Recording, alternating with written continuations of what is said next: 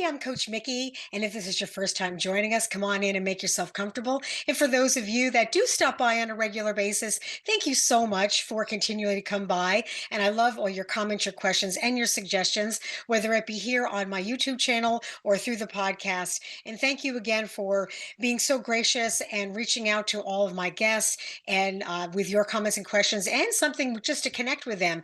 So today is no different because I'm really excited to have on this. You guys know I'm always excited to have on all my guests. That's why I have them on. Um, but he is a little bit different than what I've had on from in the past and through my podcast. His name is David Murray, and he's an award-winning artist. He is also an author and a speaker. And his art is to redefine your limits and create a masterpiece. So, thank you for joining me today. How are you, David? Absolutely. Thank you so much for having me on. I'm doing wonderful. Thank you. So I was really intrigued with what you do because I've had on a lot of guests that have done, they've either been coaches or they work with people.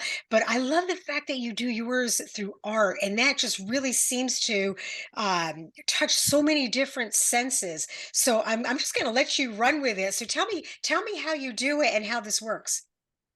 Yeah, the whole background behind art is the ambition. There's a strong desire. Why do we have this desire to create? Why do we have a desire to create art? What's so fascinating about that? And to me, what's fascinating is the actual ambition behind the desire to create. So I like to use art as a medium to study that ambitious side of ourselves and the will, the determination, because creating art, as you probably know, is not an easy thing to do. A lot of people try it and immediately they're like, oh, I can't do this. But the reality is, like, you can do it, but it's just one of those things that's difficult to do.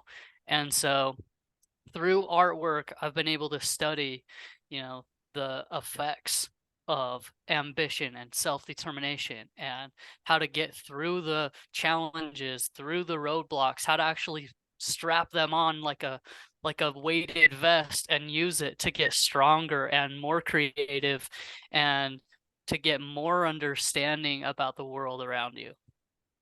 Well, that's really interesting because, art is such a personal thing and everybody's creativity is different. I mean, my experience with art, I mean, which is very minimal, probably compared to yours. But I'm just going to say, if you compare a Monet to a Picasso to modern art to creative art to, everything is a sense of expression.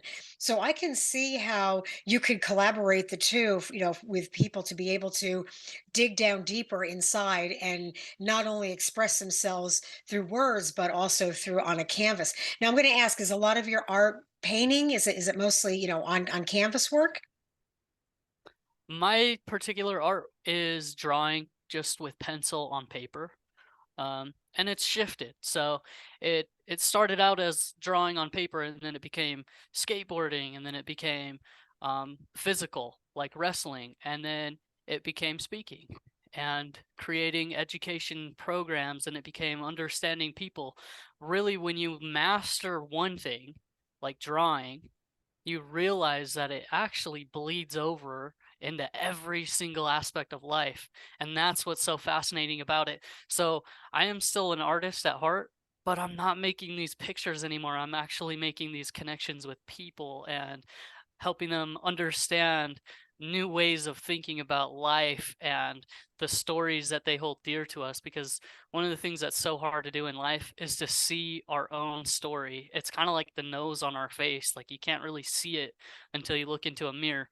And so I view creativity as just one of those methods to kind of take a look in the mirror of that inner world that you're blind to, and the effects of that are absolutely incredible.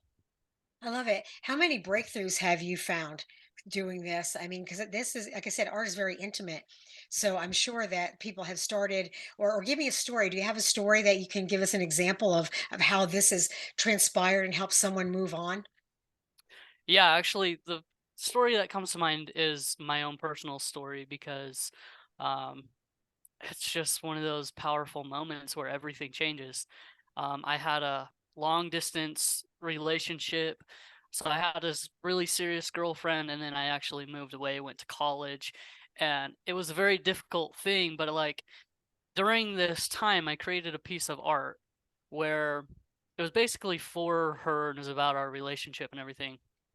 And it didn't end in marriage or, what everybody would hope that it would end in. It was one of those high school things.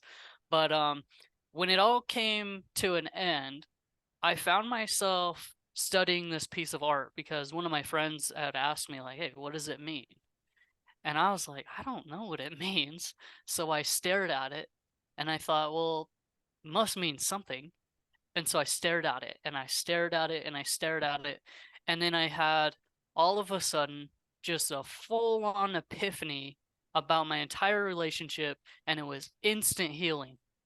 It was instant healing. And it was just, it changed my life. It was like, holy cow, how does this there's something to this, I gotta keep doing it. So that's really what started an entire series of artwork, and it it drove that ambition through the roof. It was like, I gotta keep doing this. This is obviously, more powerful than I ever thought. And I thought to myself that, maybe nobody else knows how powerful this is too, and I can share that. And so I've been on a mission really to try to figure out what in the world was that, and then how can I share that with other people so that they can get that incredible breakthrough, that life changing epiphany, aha moment that just changes your entire narrative. When your narrative changes, everything in life changes. It's Wow. amazing. That's pretty deep because, we look at things sometimes through our experiences and who we are and our expectations. And I think when you finally look at it, and I guess I mean, correct me if I'm wrong because I'm listening and I want to hear everything you're saying, is that when you see it out on paper and it's an expression of who you are and what you do, and then to have it come to you to life and make it a realization, that is very deep. I mean, it's because again, we express ourselves in our own different way. And I think putting it on paper, whether it's writing or through art, or through any kind of expression, really opens up a new avenue for us to understand ourselves. Yeah, absolutely. And our hands have the most nerve endings than any other part of the body.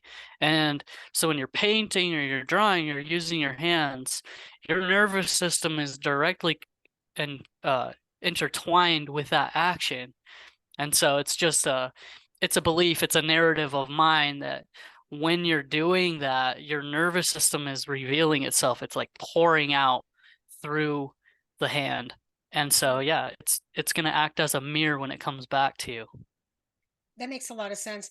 I did a couple speaking engagements, and one of the ones that I had talked about was how we all have different fingerprints. Our everything we touch is we leave a little bit of ourselves behind because nobody has any other fingerprint like our own. And it's so when we express ourselves, everything we do, everything we touch, we leave a little bit of ourselves behind. So whatever you decide how you want to do that is really up to you, how that person will view you and see it. But I think it's even more important is how you see yourself, because we're all individuals and we all have these unique gifts. And then bringing it together with art really is like an extension of the expression of who you are. So I got to ask you, the picture that's behind you, was that something that you created? Oh no, actually that is a Picasso. Oh, okay. Um Well, from the camera, it's a little blurry. So well, I guess it wouldn't matter if it's a Picasso. yeah, it's a Picasso. When I was in high school, we walked into a pawn shop. I saw that thing and I instantly was like, I gotta have it. And the guy wanted an insane amount of money for it. And I was like, I wouldn't leave the pawn shop. I was like, I have to have it. And so he uh he basically gave it to me. I love it. I love it. It's Oh, one of your my favorite determination, pieces. which leads me Yeah. to my next topic because we were going to talk about ambition and self determination. And I really would like to, because I know you speak about a lot of different topics. And also, yeah, I would like to know about your books. So we got a couple things to cover. And for those of you that do reach out, please, you can find all the links and all the information to either down in the description or it'll be embedded into the podcast. So you'll be able to reach out to David for further information. But how do you incorporate your artwork, like with the ambition and the self determination? It's a wonderful question. So, first, I like to start with the terms. So, the defining term of ambition is a strong desire to do or achieve something, typically requiring determination and hard work. And then the definition of self determination is the process by which a person controls their own life. And if you think about it, artwork really merges these two things together, which is so the thing that makes it so difficult and the thing that makes it so amazing because it teaches us something. First, you have to have that strong desire. And what is the strong desire compared to just merely having a desire, right? And then there's the process by which you control your life. Or in art is like, hey, what's that process where you control that pencil? What's the process where you control the paints? What's that process that you go through to create a masterpiece? And what's the difference between creating a masterpiece and creating something that you're just like, okay, wow, I never want to show that to anybody, you know? So art is like the perfect marriage of these two things. And then you got to also figure out like who are you going to listen to and who are you going to take instructions from? Because if you've ever worked with an artist, they don't want to pay attention to anybody's instructions, right? It's their process and it's theirs and they control it and we're inherently aware of how much control we have over our art. And so it's this perfect concoction to say, maybe I can humble myself a little bit and their art looks like the kind of art that I want to make. So I'm just gonna step back and like let go of my ego and I'm gonna do what they say or do the things that they do. And then you end up, this is amazing and it's shocking, I know, but then you end up growing and you end up getting better. And so it's really this dance between you want to do it your own way, but you still gotta, you know, be coachable and go and get information and take other people's advice. And it's what a journey that is. So back to the strong desire part. That's really the breakthrough point is how strong is the desire? How strong is the desire to get to where you want to be to create that masterpiece?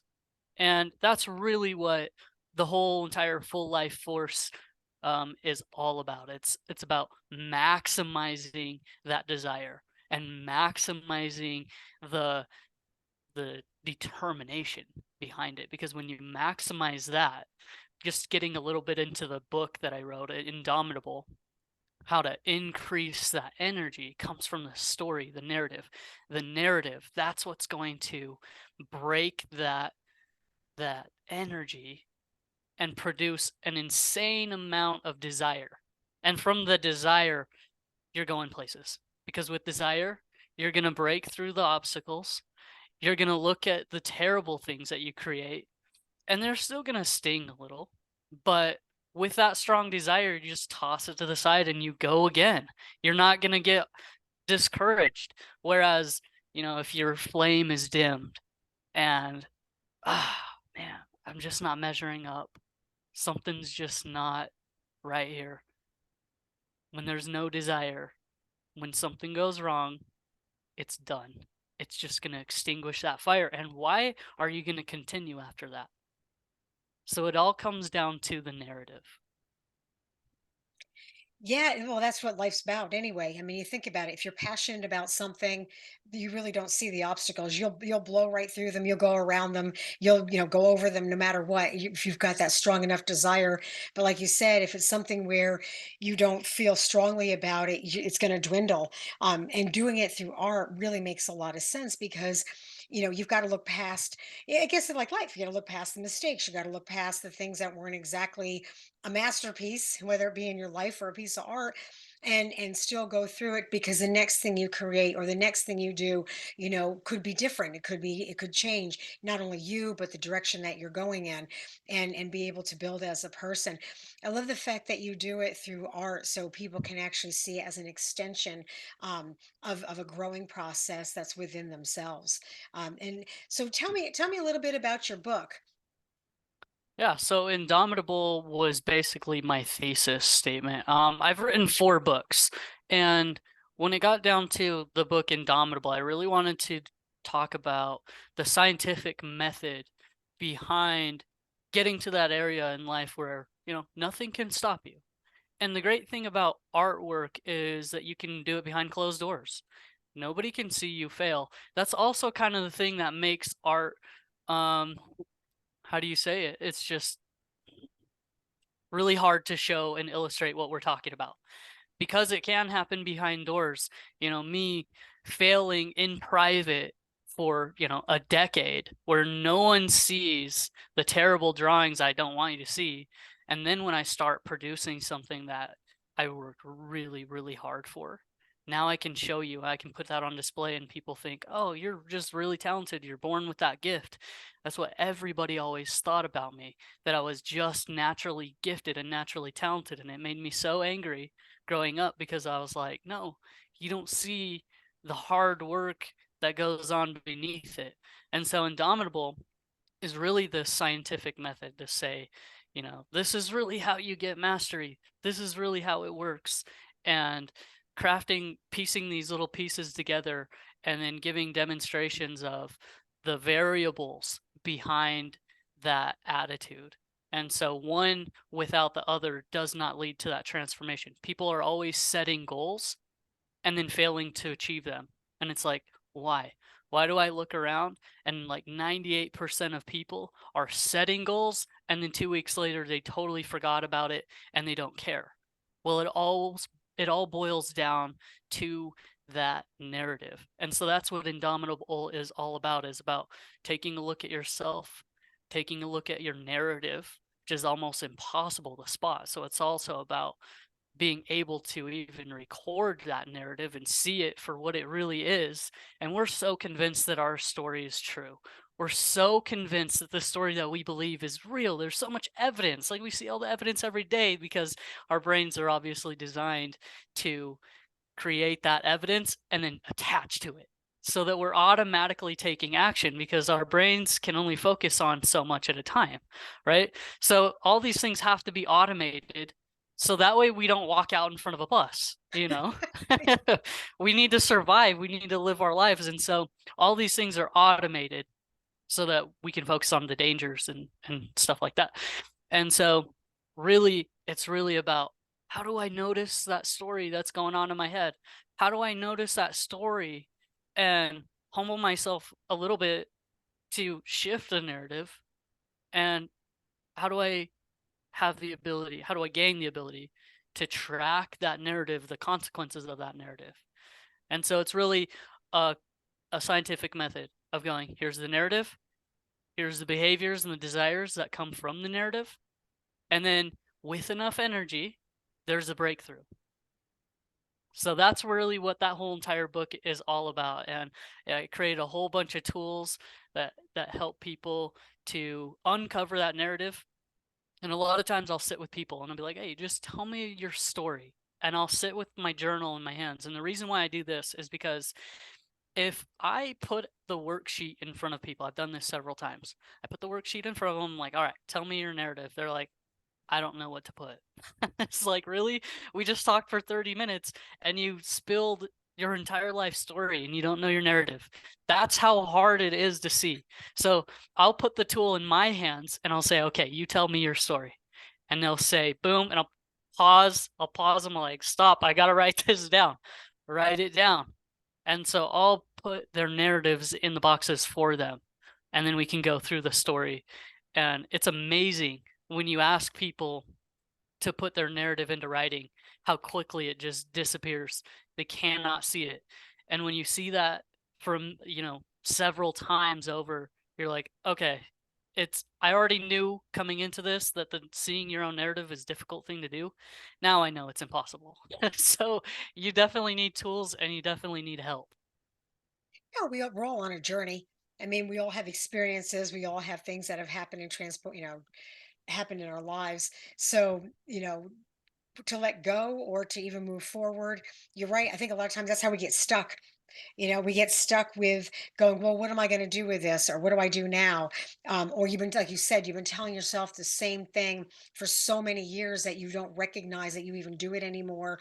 And you allow it to become your everyday actions, your everyday life, where within us, we always have the power to change. But I love the fact that you take and you pick it apart and then itemize it so people can understand exactly what they need to do and where to go with it. So how do you do this? Like, and how do you incorporate this with the art? I mean, once somebody discovers the direction they want to go and they have their narrative, then where do you go from there? That's a really great question.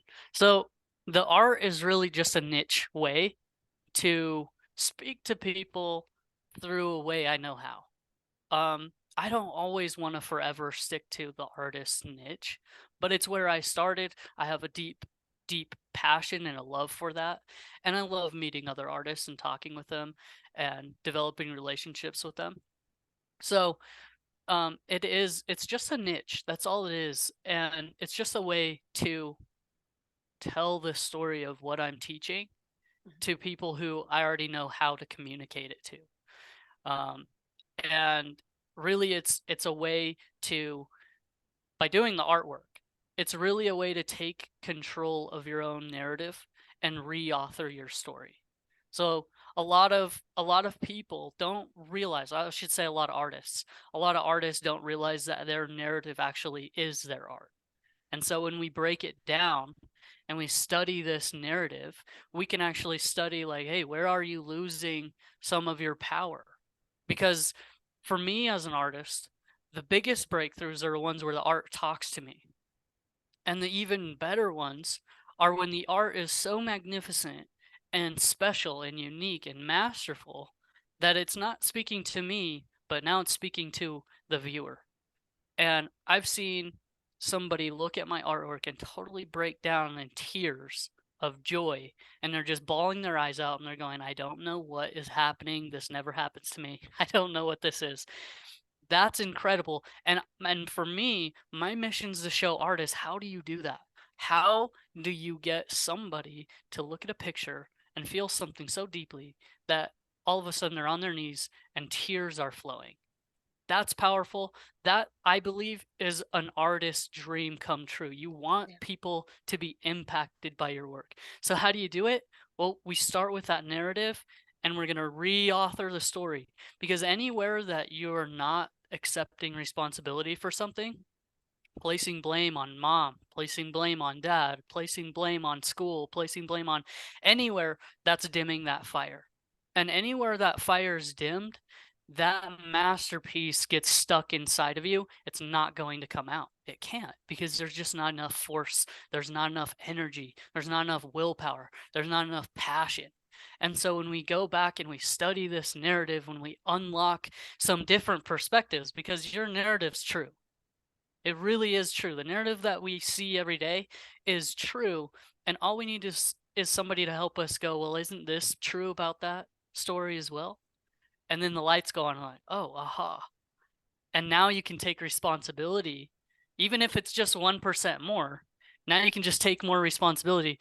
Next thing you know, that responsibility makes that fire rise up a little bit more, and the artwork comes alive. It shows it, because you can't hide it, you know. Where that fire is dimmed, it's going to come out in the artwork. It's going to come out in your podcast. It's going to come out in the books that you write. It's going to come out when you're talking to your friends. It's going to come out when you're dealing with people, when you have problems in your life, when something goes wrong, when you want to make a change, when you want to achieve some kind of goal. That fire, if it's big and it's alive, or if it's being shut down and extinguished, it has to show. And you cannot hide it, and you'll never be able to hide it. So the only solution is to say, well, hey, how can I make this flame bigger? And I love using artwork for that, because it's such a powerful medium. And if you're already doing art, then we can go through one narrative session and then boom, suddenly you've made the best art of your life. Wow. Wow. Well, we have got a few more minutes, and I love your passion for what you do is such a gift because you give people an opportunity to express themselves and open up and be who they are and realize that they're stronger than they think. So even though you and I'm going to say it because this is why I want to have you on. It's wonderful when you're helping other people find their gift and their strength. But it's always a pleasure for me to have someone like you on my podcast because I see that you're true and genuine into what you do and who you are, and you're making a difference in the world. And that's an amazing thing, David. I really am grateful that you took the time to come by and visit with us and share your gift. So with that being said, I'm going to let you wrap up the end. Is there anything else you'd like to share before we have to wrap it up? Yeah, I want to say to you, thank you so much for having me on. This has been a wonderful experience, and I hope that we can do this again in the future. To your listeners, if they're looking for some practical tips, you know, just look for your narrative. You talk about it every day. And all I can say is just once you just start to notice, just try to notice the words coming out of your mouth. When you're talking to your friends, your family, your narrative pours through. It pours out in words like, "Yeah, I'm not patient." Oh, there it is. Just noticing it. I'm not creative. Oh, there's my narrative. There it is. Just noticing it gives you the power to change it. I love it. Thank you so much. And as you guys know, it will all be down in the description. It'll all be embedded in the podcast. So I highly recommend that you reach out to David and find him to go further and check out his artwork. It's amazing. And if you want to work with him. Now, David, do you work through virtually too, besides in person? I do. Yes. Okay, great, great. Well, thank you so much for being with us today. I really enjoyed having you. And yes, I absolutely want to have you back on with me. Great. I love it. You know All where right, to you find me. guys. I'm sorry. You know where to find me. All right, you guys, thank you so much for being with me and thank you for being here. And again, stopping by on a regular basis. And please reach out if you have anybody else you'd like me to have on that helps you because I'm here for you. Again, we're all trying to make a difference and become better people and be who we are. As you guys know, it's on this side I have to do because it's backwards. The most courageous thing you can do is be yourself. Please go down to this subscription and leave a comment or reach out to David. And if this is your first time joining us, if you feel compelled to subscribe, because we got so many more great guests coming in. I love you guys. See ya. Bye, everybody.